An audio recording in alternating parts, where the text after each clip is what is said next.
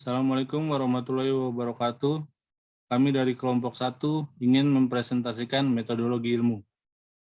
Kelompok 1 terdiri dari saya sendiri, Dafaria Pranata, lalu ada Adi Amana Khalif, ada Muhammad Arif Purnomo, lalu ada Dian Ardianto, lalu ada Muhammad Restu Andika, lalu ada Khalifardi Nursyabana.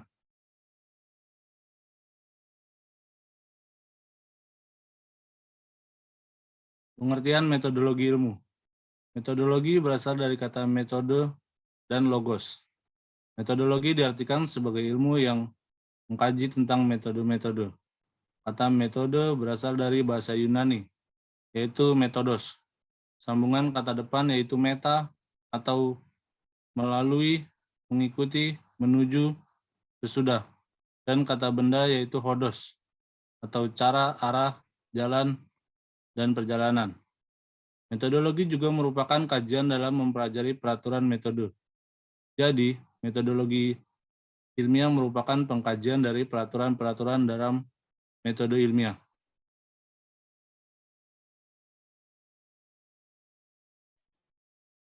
Ya, selanjutnya problem dan krisis sains modern. Nah, sebelumnya kita mengenal dulu sains. Secara etimologis, kata sains berasal dari kata scare. Secara harfiah, artinya mengetahui dan pengetahuan. Nah, secara sederhana, sains merupakan tubuh pengetahuan yang lahir dari klasifikasi secara sistematis dari berbagai penemuan ilmiah dari zaman dulu hingga sekarang. Biasanya disebut sebagai sains adalah produk ilmiah. Nah, problematik yang diakibatkan dari sains modern yaitu munculnya bentuk ideologi-ideologi baru yang dapat mengarahkan kehidupan menjadi terpuruk bagi masa depan organisme. Lalu krisis sains modern ialah melahirkan banyak hal-hal paradoks dalam kehidupan manusia. Pada dasarnya ilmu pengetahuan dilahirkan dan dikembangkan untuk tujuan hal-hal baik. Namun kenyataannya demikian. Sains modern mengarah pada hal-hal yang bersifat disruptif seperti kerusakan lingkungan seiring kemajuan teknologi.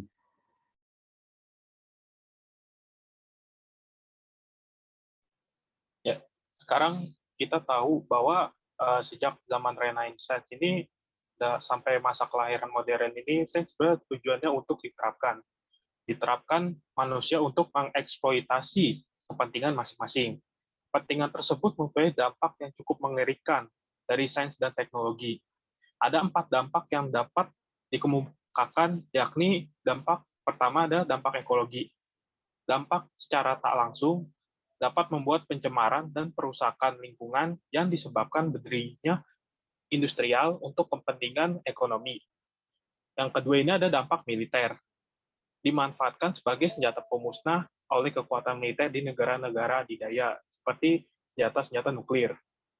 Lalu yang ketiga ini ada dampak sosiologi, merosotnya sosial, perpecahan secara personal, dan keterasingan mental dan pola urbanisasi dengan perkembangan industrial ekonomi. Yang keempat ini dampak psikologi.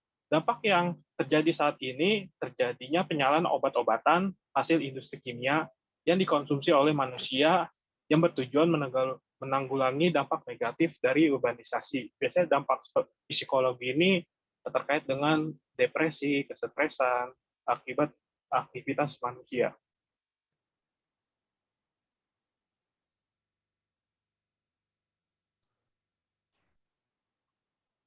Islamic worldview sebagai metodologi ilmu.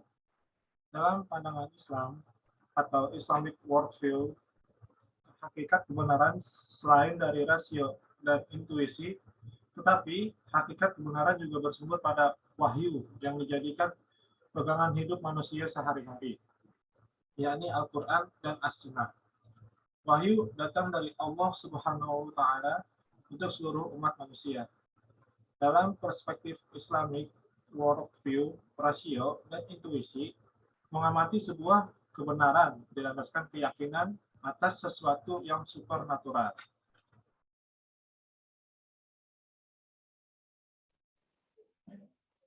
Metodologi dalam ilmu Al-Quran. Yang seperti kita tahu bahwa ayat pertama yang diturunkan untuk Nabi Muhammad yaitu ada surat Al-Alaq ayat 1 sampai 5. Bismillahirrahmanirrahim. Iqra bismi rabbikal ladzi khalaq. Khalaqal insana min 'alaq. Iqra wa rabbukal akram. Allazi 'allama bil qalam. 'Allamal insana ma lam ya'lam. Yang artinya adalah bacalah dengan menyebut nama Tuhanmu yang menciptakan. Dia telah menciptakan dari segumpal darah. Bacalah, dan Tuhanmu lah yang mulia. Dia maha mulia, yang mengajar manusia dengan pena. Dia mengajarkan manusia apa yang tidak diketahuinya. Bagaimana Nabi Muhammad sebagai makhluk mulia yang menjadi penutup dari Nabi dan Rasul dalam kepercayaan Islam, diajarkan untuk membaca terlebih dahulu. Bahkan dalam surat Al-Alaq sendiri sudah diulang 2 kali, yaitu kata ikro atau bacalah, sebelum dilanjutkan dengan menulis, yaitu di ayat keempat, yaitu kalam. Menurut Al-Naisaburi yang dikutip oleh Quraisyab, beliau menyatakan perintah membaca pertama ditujukan kepada Nabi Muhammad dan perintah kedua ditujukan kepada umatnya, yaitu kita semua. Selanjutnya, Al-Naisaburi yang menyatakan bahwa yang pertama untuk membaca dalam sholat dan yang kedua membaca di luar sholat. Dapat disimpulkan bahwa perintah membaca merupakan perintah pertama yang diturunkan oleh Allah Subhanahu wa taala untuk umat muslim. Selain membaca, Al-Quran memberikan ayat yang lain bahwa ilmu dapat diperoleh tanpa membaca, itu disebut juga dengan ilmu laduni. Ini didasarkan pada surat Al-Kahfi ayat 65. Artinya, lalu mereka berdua bertemu dengan seorang hamba di antara hamba-hamba. Kami yang telah kami berikan rahmat kepadanya dari sisi kami, dan kami yang telah kami ajarkan ilmu kepadanya dari sisi kami. Ilmu laduni yang disebutkan pada ayat di atas bahwa ilmu selain diperoleh dari membaca, tetapi ilmu juga datang dari limpahan dari Allah Subhanahu wa taala.